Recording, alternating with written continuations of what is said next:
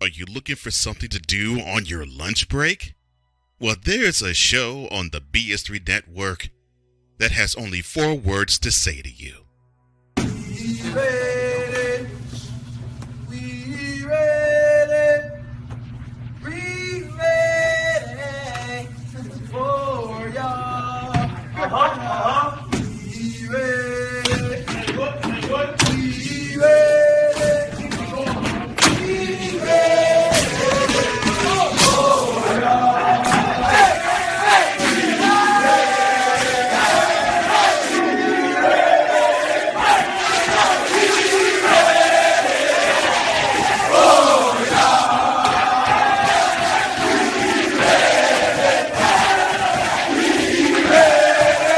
The Lunch Break with AJ, powered by JM&E. Live weekdays at noon Central.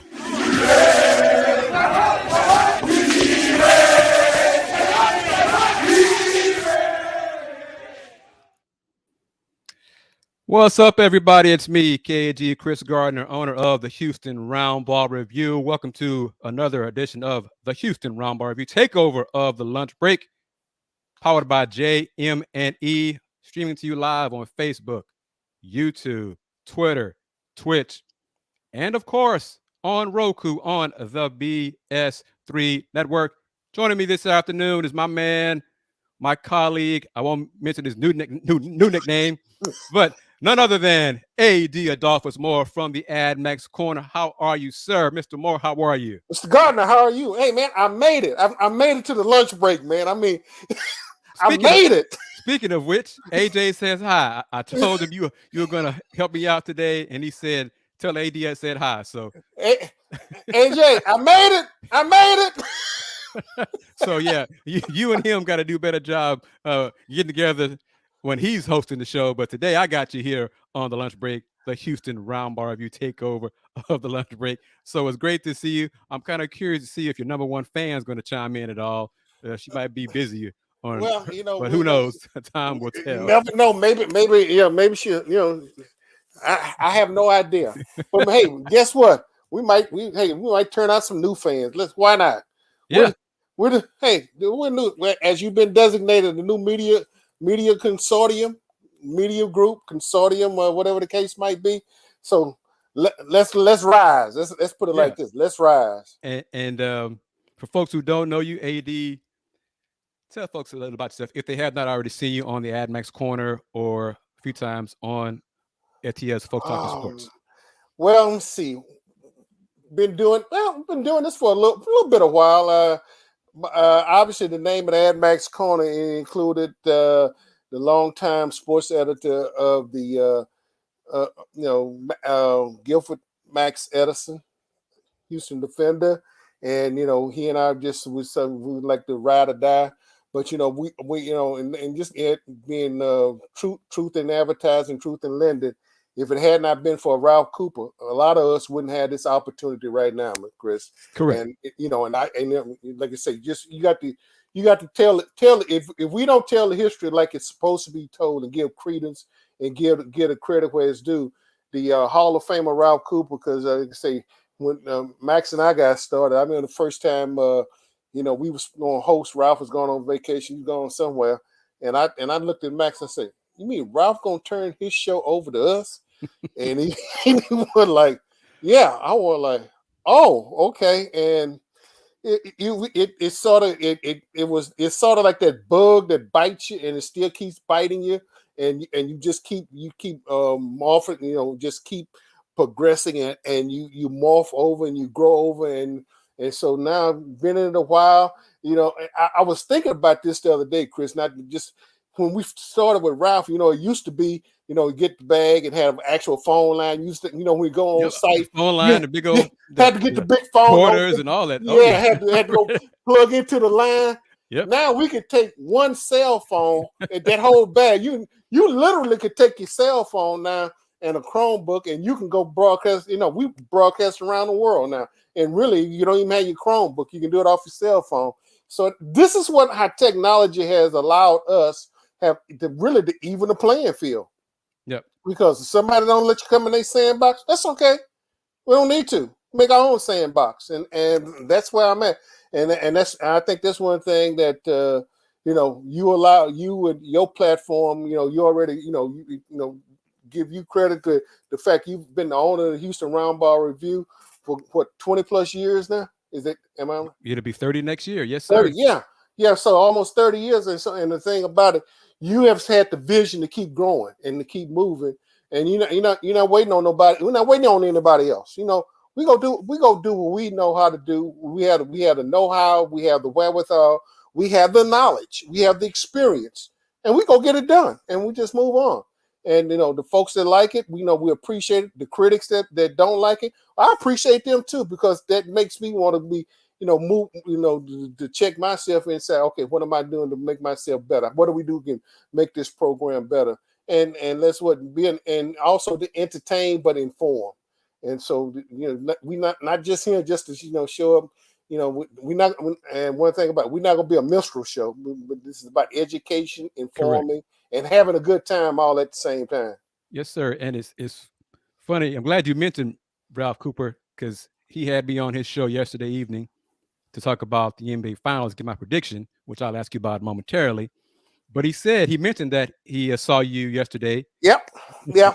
PAs and y'all were chopping it up a little bit. So if you don't mind, sir, we got a clip that you got from yesterday's Texans OTA. Just do a little lead in on it. And if I can figure out how to do technology, make it work. But let's get into it, what we're about to see.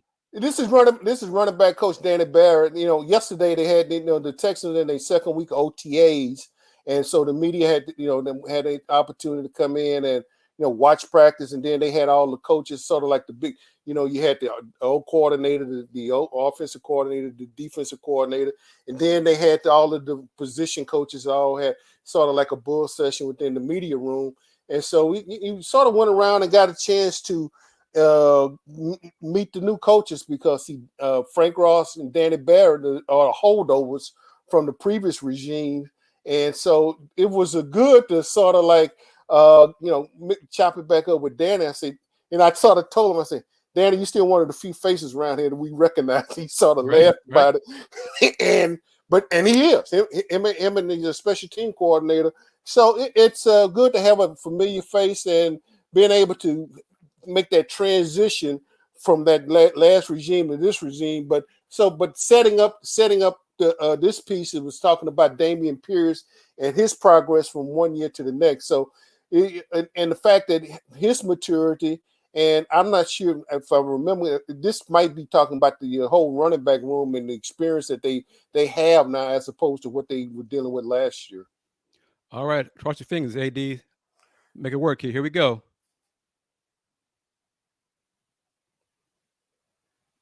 Yes, well, especially for a guy like Damien, first year coming in, that's usually the toughest thing for your first year backs is understanding the overall details of pass protection.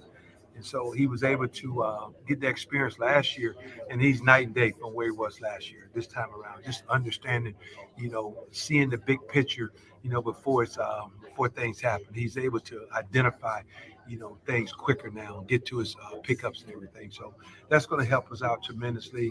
When he's in the football game, teams don't think we're just going to pass the football. I'm sorry, just run the football, because his ability now to pass protect and understanding, what's needed in our passing game from him.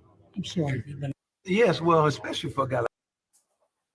Yeah, and the question that I posed to Danny was the fact that last year, and one of the things with a rookie running back, when you're in a passing attack, being able for blitz pickup and different packages. Obviously, when Damian was in there, everybody knew, hey, the Texans get ready to run the ball.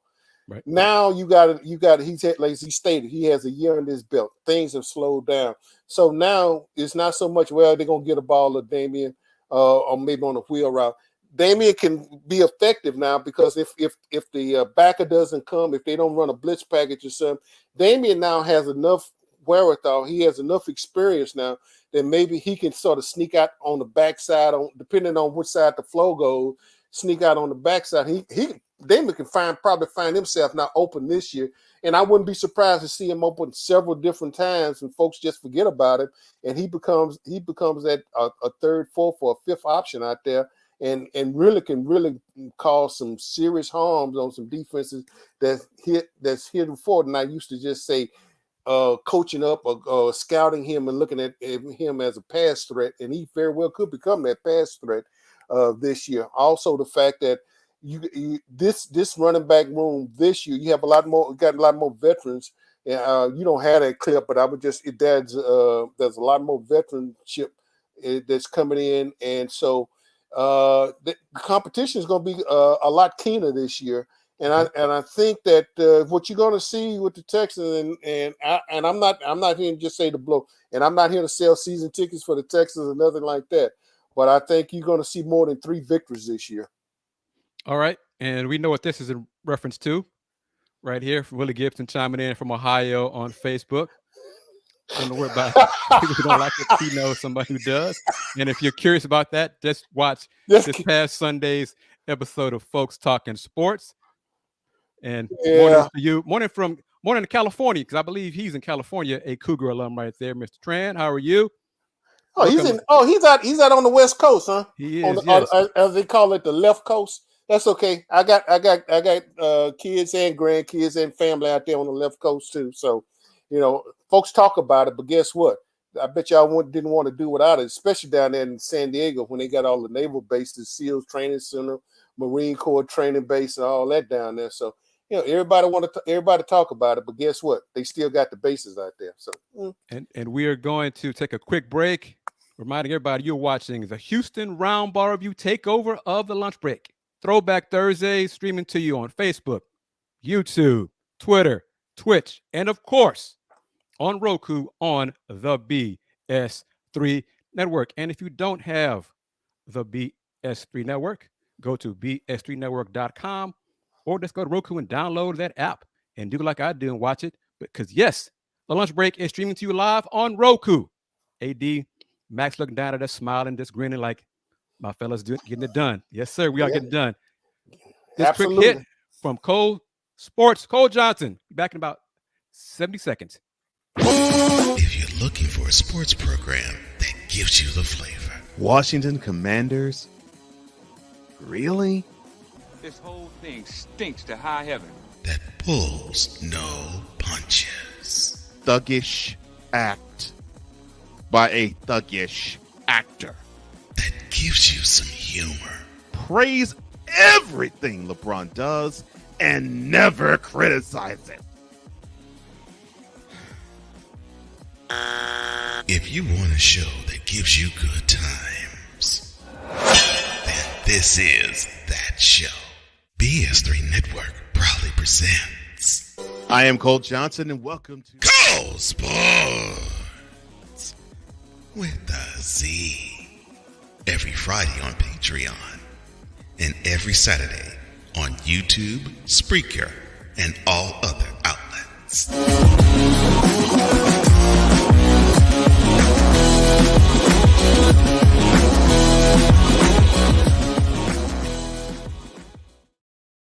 Welcome back to the Houston Roundball Review takeover of the lunch break here on Throwback Thursday. I'm KG Chris Gardner, owner of the Houston Roundball Review.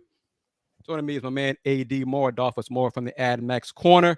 AD, I forgot to do it coming out of the break, so if you don't mind, going to put it on. Uh-oh. Why? Y'all can't read that. Y'all can't read that. That says wait a minute. Detroit Pistons right there. Willie Gibson, this for you, baby. Detroit got a new head coach coming up to be announced hopefully soon enough. Fat contract. Fat, huge contract. 6 years, reportedly $78 million with incentives to make it 8 years, $100 million possibly. But one more, that's for everybody who doesn't know. I'm 51 years old, been a Detroit Pistons fan since 1986. So I'm not some fly-by fan, nothing like that, bandwagon, none of that stuff. So one time from the people up in Detroit basketball. But I digress. So I guess that's not a rumor anymore. Monty Williams is going to be the head coach, huh? Got to dot them I's and cross them T's and put his name on that contract and wait for those direct deposits to start rolling in. Yes, sir. Yeah. Well, does that mean Doc goes to Phoenix or what? Who knows, possibly, but I don't care right now. I'm going to bask in the glow of Monty Williams being head coach because I didn't say specifically, and looking back on it, I wasn't as glowing about it, but I did mention on an episode of Folks Talking Sports about 3 Sundays ago, to Willie Gibson and Andy Yanez. I said, so what if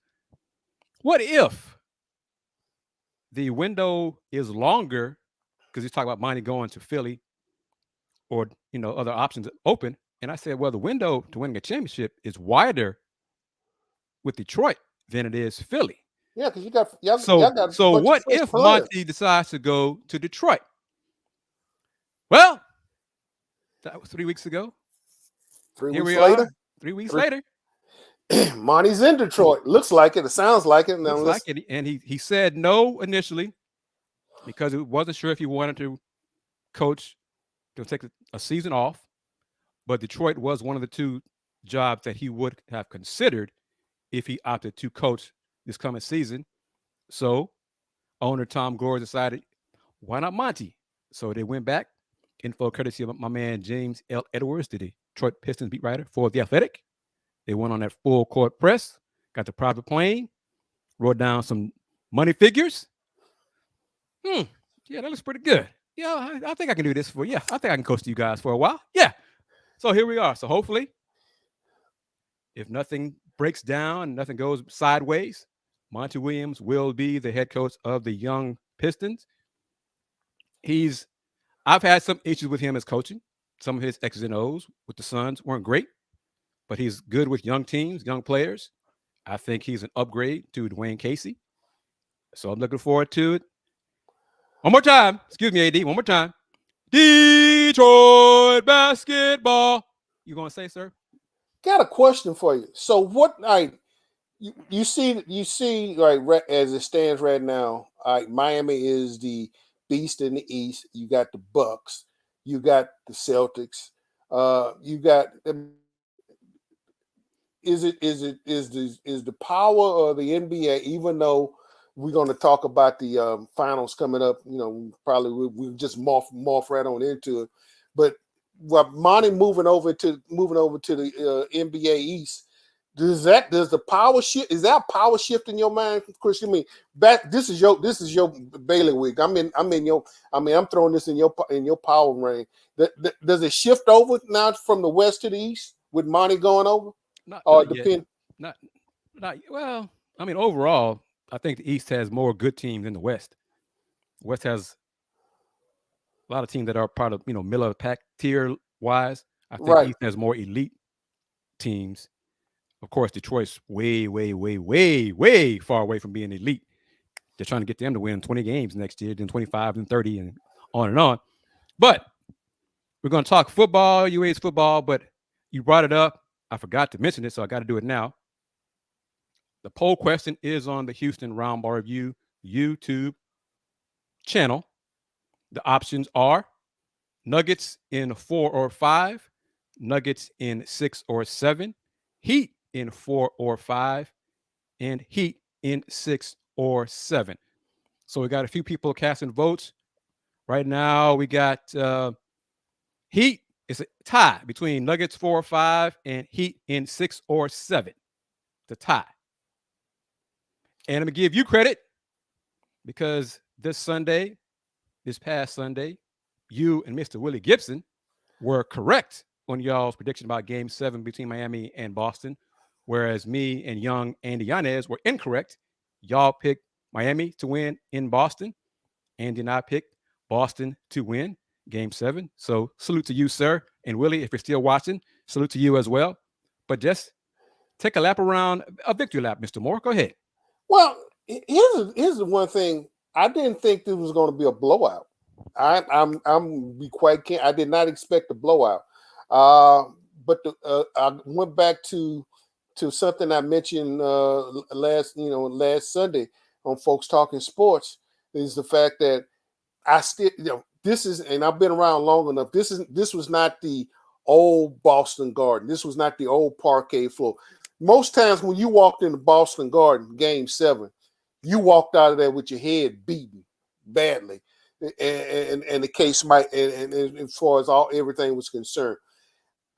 Yes, Boston rose up and gave us, after being down 0-3, rose up and tied the series. But did they play their best games just trying to tie it, and then was nothing left in the tank? And the fact that who is that? He sprung his ankle. Jason Tatum. Jason Tatum, when he sprung his ankle, and I'm not sure what they did. Was that a fortune predicting for the rest of it? It looked like that was the case when he came down awkward and sprained his ankle. Looked like never. I didn't think that would be it, but they never could come back, man. What that injury did in Jaylen Brown's mind was he had to do everything. Jaylen Brown try to do too much. He took too many awful shots. He had 8 turnovers, one more than he had made baskets.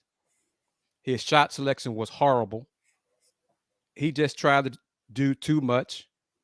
And we got a few Rocket fans like Tony M, who's a true supporter of the Houston Roundball Review, numerous platforms. So I'm going to ask him, and I'll do it again Saturday on the next edition of Let's Talk Houston Rockets on YouTube, 7 p.m. Central. But based on what Jaylen Brown has done, really, since he was named to All-NBA team, he's done trash. He's shot poorly. He's played poorly. Poor decision-making. Is he still a guy the Rocket fans want on the Rockets via trade or, via free agent signing, things of that sort? But because he's been bad, really bad. So we shall see. Just hit me up in the comments there right now, viewers. But Jimmy Buckets, Tom Ball's own. Yep, Tom Ball's on. Jimmy Butler, Hemi. And I didn't know this, but reading an article in the Houston Chronicle earlier this week, Jimmy's AAU coach is John Urey. I've known John Urey probably as long as Indiana has been alive. Okay. So that's 20 years, roughly 20 years. So I was like, I didn't realize John coached Jimmy on AAU. Mm-hmm. And part of the article was John and Jimmy's high school coach were trying to get college coaches to look at Jimmy and give him a scholarship. And no one did. So Jimmy went the JUCO route, not because of grades, but because no one gave him a scholarship offer. He shined that freshman year in JUCO, and then started getting the Division I offers. And coaches were like, yeah, you're right. John's like, I told y'all. I told y'all. But even John says, and sometimes John is very braggadocious, but John's like, I do Jimmy be good. But I didn't know Jimmy that good, huh? Good. So yeah. Tom Ball's on. He's doing, let me put it up because it was a comment, I think, for Mr. Tran. It was Jimmy Butler. I disagree. It was Caleb Martin. Caleb Martin was the unknown hero, the unsung hero for the Heat throughout the series against Boston. Jimmy had his moment, especially in the fourth quarter, but Caleb Martin kept the Heat close. Oh, without a doubt, Chris. MVP voting for the Eastern Conference most ever played. It was 5-4. Yeah, it was a one vote difference. It was a 1 vote difference as far as the MVP was concerned. But at the end of the day, I think they got it right. I mean, seriously, I think they got it right as far as MVP is concerned. I mean, we can argue back and forth about that 1 vote, but you know what? Let's face it. Basketball is 5-on-5. It wasn't 5-on-3 or whatever. You still you got to have your superstars. You know this. I'm not telling you anything. You got to have your superstars. You got to have your one or two.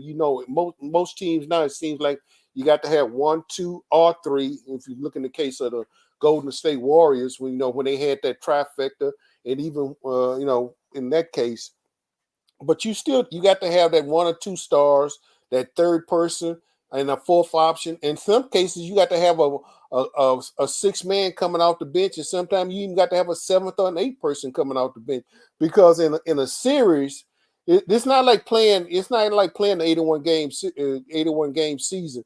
You go in there.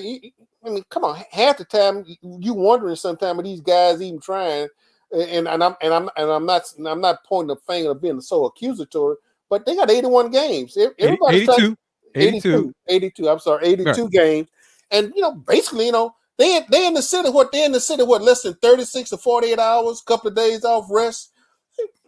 But now, when they have to really sit down, you really find out who are the true basketball players, because now you have to find out. You actually see these guys' deficiencies show up. You see where the shortcomings show up. You see where they're known that they can literally play basketball, because it's little subtle tweaks and changes when you go into a 7-game series on how you going to exasperate a weakness on some teams and exploit it, and then just keep coming out there and keep pounding away. And I think, and that's what the Heat done to the Celtics. They walked right into TD Garden, hit them in the mouth first time right off the bat. Yep. Basically they took the crowd out. They took the crowd out the second night, and then they and really got them down there in Miami, and really came within 0.2 of a second. They could have already had a couple of days of rest. But so be it. Now they had to tip off the night against the Denver Nuggets, and so I figured the Nuggets in 6 games. Okay, well, you answered that question. All right, Alan, let me be more specific about your question. It's about Jordan Brand football. UH football is not Jordan Brand. Men's, women's basketball is, especially UH women's basketball. It's, I don't know how or why. Football, obviously, but anyway. I digress on that. Football-wise, I'm not sure, because it used to be part of the Jordan Brand. You had to have success. You had to win. You had to become relevant on a national scale. So that's why I wonder about UH women's basketball being a Jordan Brand member, because they have not had that success. Let's just be serious. They haven't. Hopefully they will at one day. They will at some point, but I'm not sure if the criteria has changed. I don't know if, because UH is now a month away from joining the Big 12, if that bodes well for UH football to become a Jordan Brand team. We shall see. But we're going to take a break, because we're going to come back. We're going to talk some Big 12 football and a few other things about the Big 12, and some rumors in Colorado and things of that sort. But I'm letting everybody know with this next clip, it's about 90 seconds, what the BS3 network is really all about. BS3 TV, changing the way you watch television. Be right back in 90 seconds.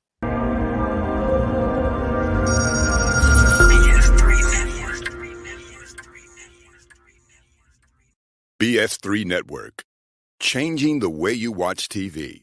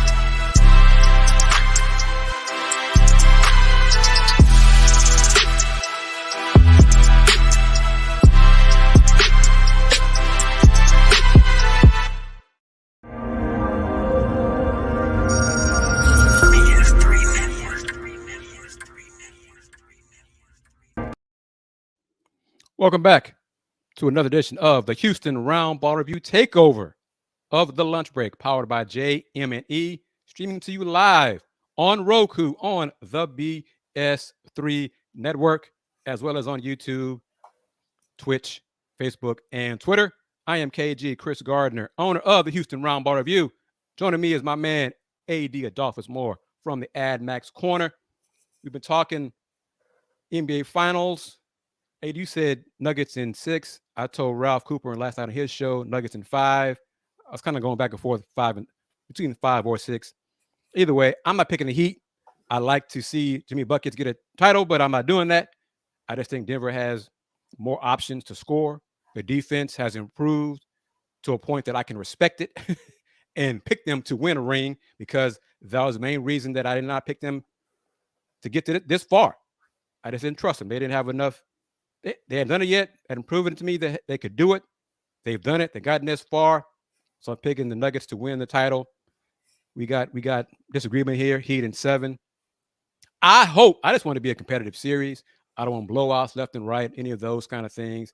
I think the TV ratings are still going to be kind of subpar because it's not a marquee franchise either way. It's not Boston. It's not the Lakers. It's not Golden State. Doesn't have any of those marquee names to the average fan. Chris, Not just go ahead, AD. What are you going to say? Let me pose this question to you, and I'm digging into your basketball knowledge. Is this the Denver that won the game, or was it the Denver that won the game because the Lakers that came up short and did not have enough bullets in their holster to really counter what the Nuggets put out on the floor? Denver won the series. Lakers played well. LeBron carried them at some points. Other guys carried them at some points. Denver answered every Laker run, every challenge. Lakers got a lead. Nuggets are like, that's okay. We'll walk y'all down. We believe. Nuggets are playing at a level of, both teams are. I mean, you got to be at this level of belief in what you're doing and your teammates, your coaches, and all those things to get this far, to get to the finals. But the Nuggets are just like at a championship level, no concern. No worries about, we'll get this done. We got the weapons, Jamal Murray, Jokic, just other guys. Their team, Bruce Brown, a former Piston, another one of those mistakes. There's a reason why Detroit has sucked for so long. But anyway, I think Denver's going to win the series. Just be competitive. I'd like it to be competitive going the last 2 minutes of every game, hopefully. But your number one fan has found you, Mr. Moore. Willie Gibson. Mr. America now. New nickname for AD Moore. But seriously, Tony Yim's even going to do it. He's going to Heat in 7. But he's a gambler, so we shall see. Okay, all right. We'll see. Just be competitive, because that's what I want. But the basketball fans will watch the series. Yeah. Average fans, the fans who believe in stars, we joked about it on a previous FTS. Jimmy, who is that? What's his last name? Yeah. You said Buckets. What is that his real last name? And why do they call him the Joker? His last name is, it looks like Jock Itch. What is that? Who are these people? I don't know. Where's LeBron? Where's Steph Curry? Who are these? I don't know who these people are. Yeah, where's Draymond? Where's Draymond? Where's Klay Thompson? The John B looking guy. Where's he? I don't know who these are. Where's the unibrow young man? Where are those kind of folks? I don't see who these. I'm not gonna watch this, dear. I don't. No. I think they're gonna lose those fans, but that's okay. See, Tony M. I love these two teams for pure basketball without the fluff. That's what I'm gonna watch. But it's just. There's not as many of us as there are of the average fans, the fans who are in it for the star power. Yeah. I mean, they showing up because they done heard of Steph, they done heard of Draymond, they done heard of LeBron, all of those household names. They've heard of them, and plus, like I say, those are the ones that's selling all the products right now. I mean, right. How many products have you seen Jokic sell? Exactly. So that's part of it. I think he'll sell more, and it's really not his style. He's just not into that kind of stuff. It's not who he is. But Corey, thank you as well. Got some more UH alums chiming in. So let's segue on into it here on the Houston Roundball Review. Takeover of the lunch break, powered by JM&E. Big 12. And I'm going to get into the scheduled announcement part of TV announcements yesterday, May 31st.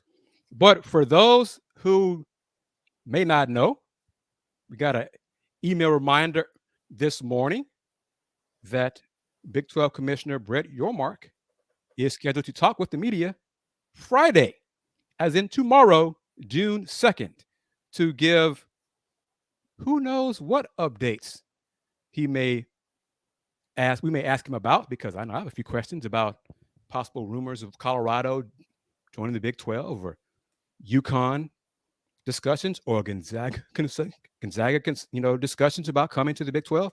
I'm kind of curious to see what Commissioner Yormark, how he'll answer the questions. So there has not been finalized a time of it, but Commissioner Brett Yormark is slated to talk with the media. It's been in the works for a few weeks because we were emailed asked if we wanted to participate. Obviously, we wanted to participate, but it's going to be a Zoom session, so we shall see. But yes, tomorrow, June 2nd, unless it's canceled, because it remains fluid, AD. You know how things are. Yeah. Brett Yormark is slated to speak with media just to give an update about where the conference stands in terms of this be the ending, the conclusion of the Big 12 spring meeting taking place in West Virginia, of all places.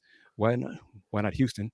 But no whole other thing, because the city of Houston, UH, got to get involved in some of these Big 12 events, whether it's spring meetings, whether it's some media days for football, basketball, baseball, volleyball, whatever, championships for the conference. Get involved in some of those because, hey. Well, I think basically what Houston and with them coming into the Big 12, Houston, as we've seen with hosting the Final Fours, the men's Final Four, men's Final Four, hosting men's semifinal, quarter regionals and so forth, and the fact that they will this will be home of the 2023 World Cup, the CFP World Cup football playoff, yeah, next college year. all of that. Anyway, I mean, the avenue and the fact that this city has proven it can host big time events. So I'm eventually, and I think if folks are listening over there on Holman Street,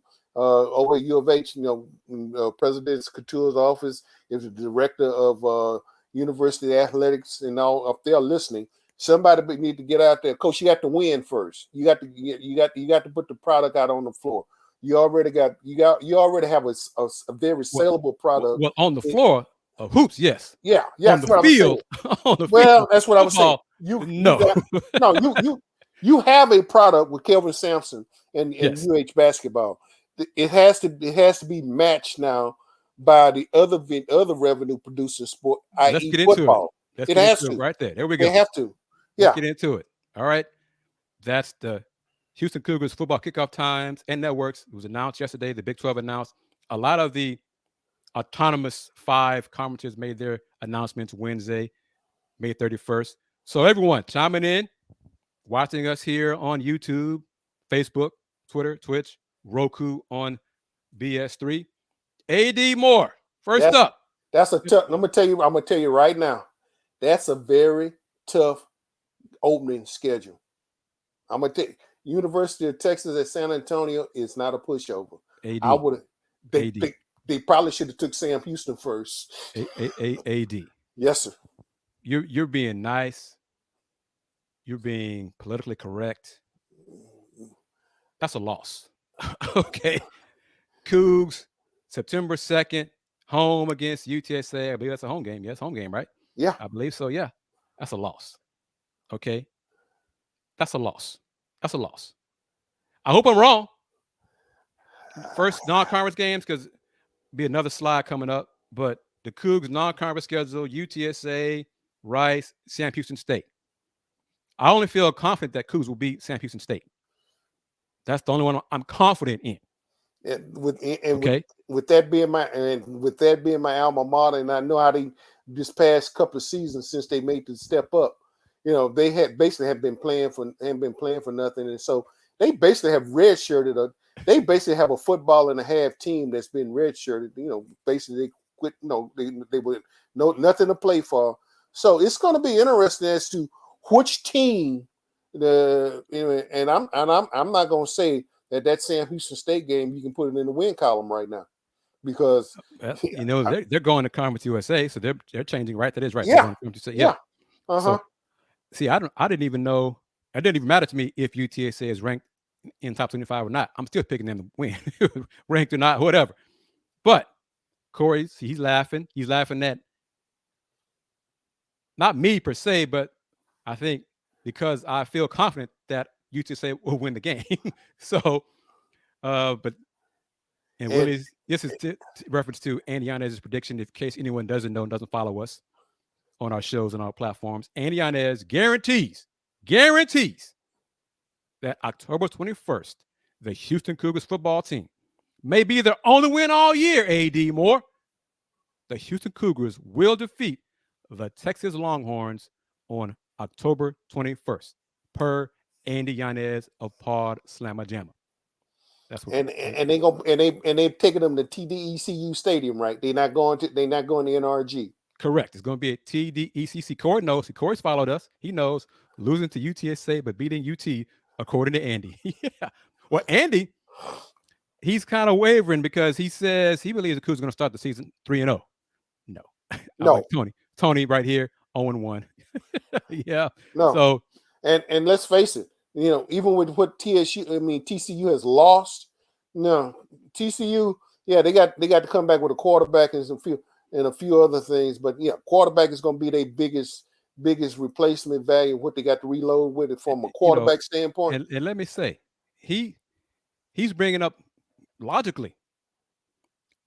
I understand logically, but UTSA, they're losing a lot. So the Cougs losing, the big weapons on offense. But this is where I'm going. Corey laughing at the fact that UTSA should even be in the conversation of beating U of H. We should be better than that, in my opinion. Yes, the Cougs should be. But the reason why I'm even considering it, one factor right there, Cougs defense was trash last year. But as long as that man is in charge of the program at Houston. Which man we talking about, Chris? Dana Holgorsen. Oh, okay. Dana Holgorsen's in charge. I have doubts. He is the reason why I have a lot of doubts of this slow start to this coming season. He's the reason why I have doubts about the Cougs doing anything positive this first year in the Big 12. It's because of him. That's the main reason. It's nothing, Alton McCaskill leaving is another issue, but I think, the Cougs should have more talent than UTSA. They should. No question. They should have more talent than Rice. They should. No question. And they should beat Rice. They struggled with Rice in previous years. But Dana Holgorsen has to show me more than what he's shown me. And you can say, well, Chris, they won 8 games and blah, blah, blah. The teams they beat in conference weren't that impressive. They didn't play UCF. They didn't play Cincinnati until the conference championship game and got mashed, so I have reasons for it. Hey, as an alum, I hope Dana proves me wrong. I hope the Cougs run through the conference undefeated, kick butt, and call me out at the press conference. Even say it directly if he wants to. I'm not worried. I'm not worried about that happening, though, AD. I'm not. But just going through the rest of the slides. Well, those 4 games right there. They could be. I can see them being 2-2. Who's the other win? West Virginia. I can see them. I don't see them beating TCU. They'll probably beat Sam Houston, and they'll probably beat West Virginia. All right. And the West Virginia game, that October 12th is a Thursday. Thursday, 6 p.m., City of Houston. I'm kind of curious to see how many fans attend that game. Yeah, and speaking of fans, let me folks, everybody have complained about Houston, not being treated fairly, all the blah blah blah blah blah. If you're a U of H fan, if you're a U of H alumni, that you only have 43,000. Was it TDC? 43,000? 40,000. 40,000. Mm-hmm. If y'all can't figure out a way to put 40,000 folks in that stadium consistently, now that you're in the Big 12, and you can't wait for them to win, you got to show up. I think no question. They have got to show up. It's put up or shut up time for U.S. alums. Period. It is. You always said that we're better than that. Yeah, I'm old enough to remember when Texas was one of the big forces of keeping the U of H out of the Southwest Conference. When they finally got to the Southwest Conference, they kicked Texas butt. No ifs, ands, and buts. Correct. Particularly on the football and it's basketball as well, and all the other sports. But the fact of the matter now remains: here's a chance, here's an opportunity. U of H alum have whined and cried about respectability. One reason, if you want to show respectability, put your money where your mouth's at. Go buy it, and I'm not getting a dime out of this. I'm gonna Sam Houston State alum, but the U of H alumni needs to put their butts in the seat. It should not. Correct. They need to be there, Let me say regardless of this. who they playing. Thank you. That's key right there. I was about to say that. Salute to you, Corey. These skills right here. 40,000 people will be at TCU in Texas. But my response to that is, how many of those will be TCU fans? How many of those will be Longhorn fans? And how many of those will be Cougar fans?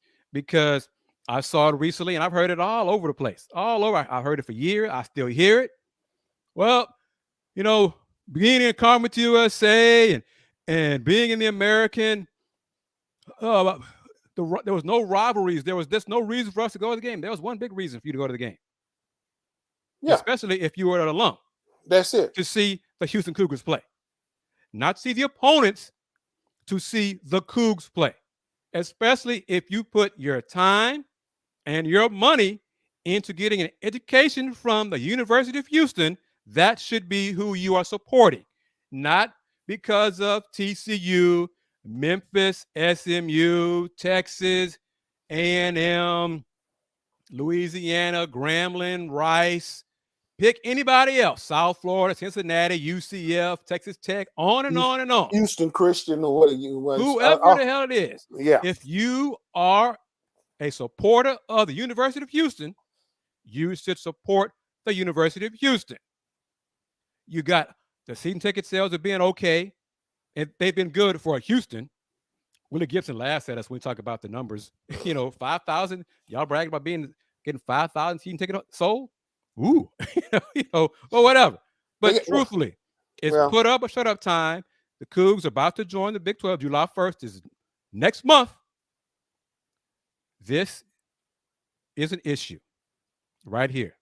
The administration doesn't care about football because I reached out to somebody at UH today to inquire if there is going to be a sort of Houston is now in the Big 12 celebration party kickoff to being an official member of the Big 12. Because of 1 month away, AD, if there is going to be one, it has not been announced yet. It has not been publicized. Maybe it's going to be in the works. Maybe it'll be announced starting tomorrow, Monday, Tuesday, whatever. But this is a big freaking deal. As you said, Mr. Moore, I'm going to come back full screen before I go back to other Big 12 football games. Houston fans have whined and griped and complained for years about not being chosen to be part of the Big 12. Well, it's about to happen. So if it's about to happen, and you know how fickle UH fans are, give them a reason to start getting hyped about the upcoming football season with a celebration about joining the Big 12, about phrase it how you want to phrase it in a positive spin. We're finally here. It was a long wait in coming. It was 25, 30 years, but we're finally here. So let's celebrate. Let's celebrate. Being also another way to sell tickets, to sell merchandise, to introduce your fans to some of the coaches, to some of the players, to some of the administrators. All these things you need to do to reconnect with your fans, because a lot of folks feel this way. The administration does not care. So if they don't care, why should the fans care? Well, it's something that I think was about a week ago. Y'all had Kelvin Sampson on, you and Andy, Willie Gibbs. And the one thing, and Kelvin did allude to that, to the fact that when they had the opportunity, was it 90, 95, 96, when the opportunity was there and they didn't choose them. So obviously you got 20 plus years of that revenues, that Big 12 revenue that they lost out on. Okay. Right. But that's water under the bridge now. You are there. Right. You're there now. Okay, yeah, we know Oklahoma is going to the SEC. Yes, we know Texas is going to the SEC. Between them, they paying out $100 million between those two to get early exit where they can go get part of the SEC money. Okay, fine. But the fact of the matter remains, the Big Ten, the SEC. So you still got the Big 12. You still got the ACC.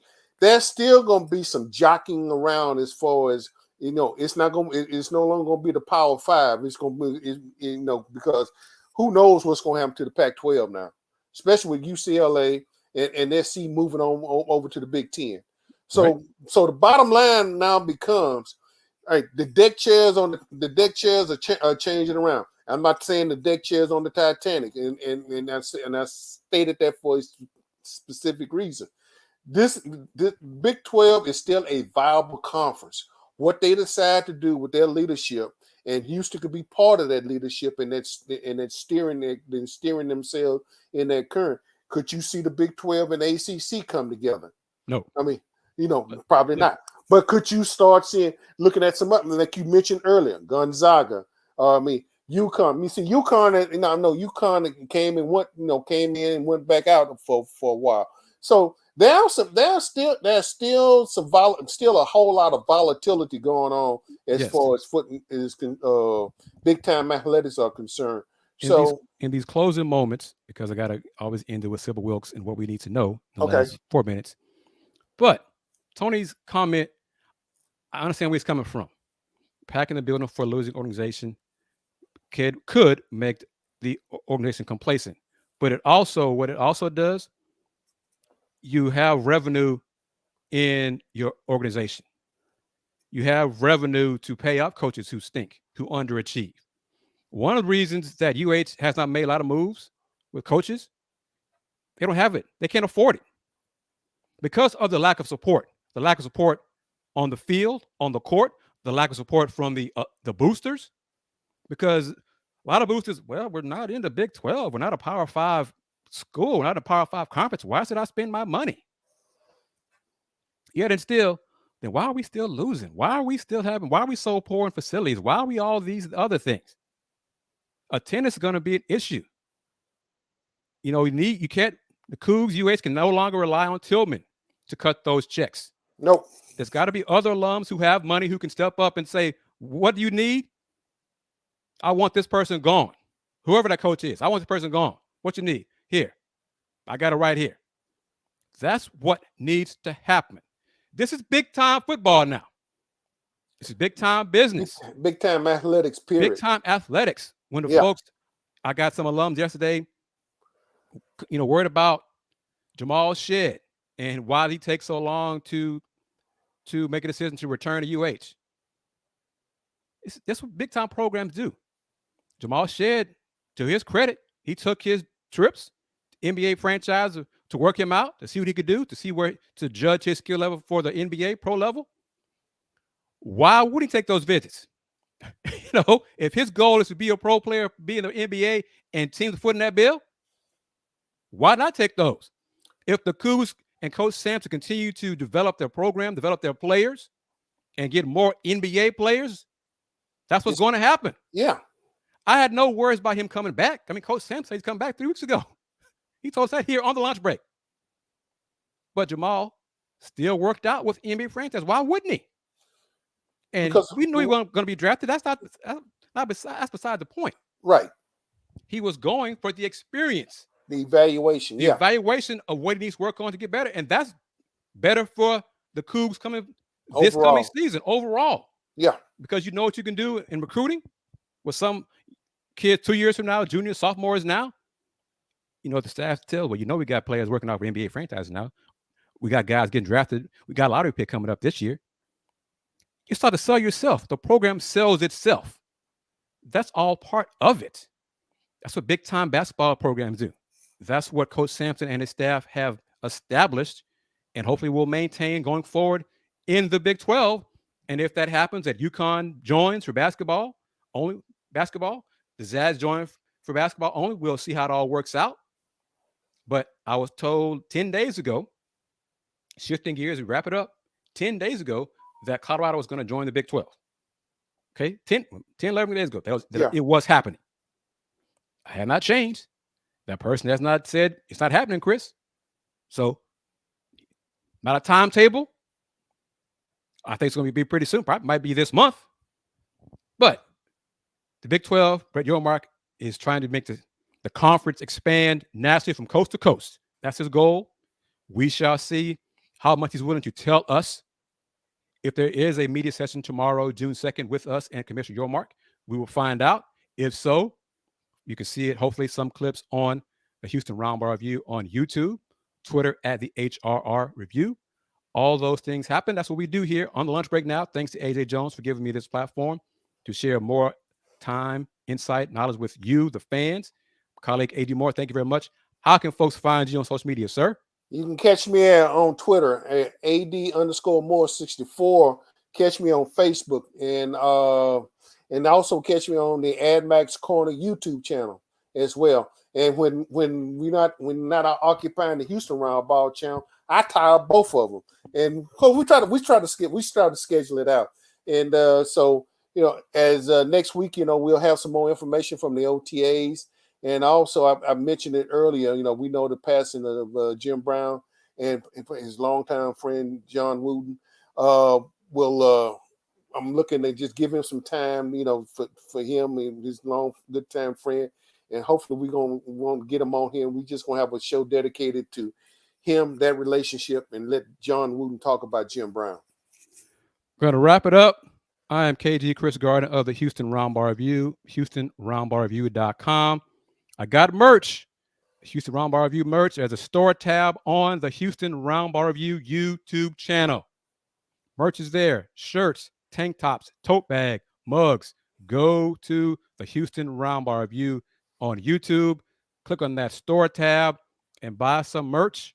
I ordered my mug. It'll be here soon. And when I get my mug, I'm going to be cheers, salute, while I'm getting my sips doing these shows here on the Houston Roundball Review on YouTube, as well as on the lunch break here on Roku on the BS3 network. Salute to everybody. Tony M., thank you for your comments. Mr. Tran, thank you. Corey, everyone, thank you very much for taking time to give me your comments, give us your comments. We hope you enjoyed it. Corey. We will be talking Rockets this Saturday. I'll be talking Rockets. Mr. Moore got Texas coming up. But last thing I saw, prediction-wise for the finals, it was 2/3 Nuggets, but it was all 33%. 1/3 Nuggets 4 or 5, 1/3 Nuggets 6 or 7, and then 1/3 Heats in 6 or 7. So go figure that. But as always, enjoy the finals tonight, 7:30 p.m. Central Time. I am wrapping it up. I am KG Chris Gardner of the Houston Roundball Review. Remember, since 1994, the Houston Roundball Review, local name, global perspective. Closing out with what you need to know from Miss Sybil Wilkes. Everybody, take care. It's Sybil Wilkes with what you need to know. Today is Thursday, June 1st, 2023. Number 1. Rick Chow, a South Carolina gas station owner, is charged with shooting a 14-year-old black boy in the back as the teen ran from a convenience store at the station in Columbia, South Carolina. Chow apparently falsely believed the boy shoplifted bottles of water, but police say there's no evidence that he stole anything. According to police, Chow and the teen argued before the boy took off running, with Chow and his son chasing after him. The teen fell, got up, and was then shot in the back. Number 2. Pew Research Center has unveiled a few crucial areas where Americans agree to disagree when it comes to the government on the heels of the debt ceiling deadline. More Americans favor increasing rather than reducing government aid to the poor. Reducing the budget deficit is a higher priority for the public than it was last year. And more details for this research are in the What You Need to Know newsletter. Number 3. Also in the newsletter, you can find 5 reasons why colorectal cancer is prevalent in the Black community. 2 of the reasons are lack of representation in clinical research and not knowing your family history. Go to the What You Need to Know newsletter to find out the other 3 3 reasons and what symptoms you need to look for and could be associated with colorectal cancer. Number 4. November 18th, 2022, Dexter Berry, a 54-year-old black father, was arrested for an alleged verbal threat to a neighbor. During his arrest and while in custody, Mr. Berry repeatedly stressed the importance of taking his daily heart medications, but he was never given his heart medication and died November 23, 2022. The Jacksonville Sheriff's Office is conducting an administrative review of Berry's death and has not publicly commented on the situation nor released his jail records. Number 5. Governor Bill Lee of Tennessee pushed for and won a $250 million trust fund to finance mental health programs for Tennesseans and their children. But that money sits in the bank collecting interest. So what's the state waiting for? Well, it's a trust fund, not a bank account. And according to the 2021 legislation creating the fund, $225 million of it was to be permanently set aside as an endowment. The trust is not the only funding for mental health for the state's children. State lawmakers this year passed a $230 million school safety bill that included $8 million in new behavioral health funding. Here's your daily inspiration from Yogi's Jewels. Wise people know when to speak. Fools speak all the time. Join me today live on YouTube and Facebook at 7 p.m. Eastern, 6 p.m. Central with mental wellness contributor Aprilette Russell as we discuss today's top headlines and more. Thank you to our What You Need to Know partners, the American Heart Association and Black Health Matters. I'm Sybil Wilkes. Be informed, be empowered.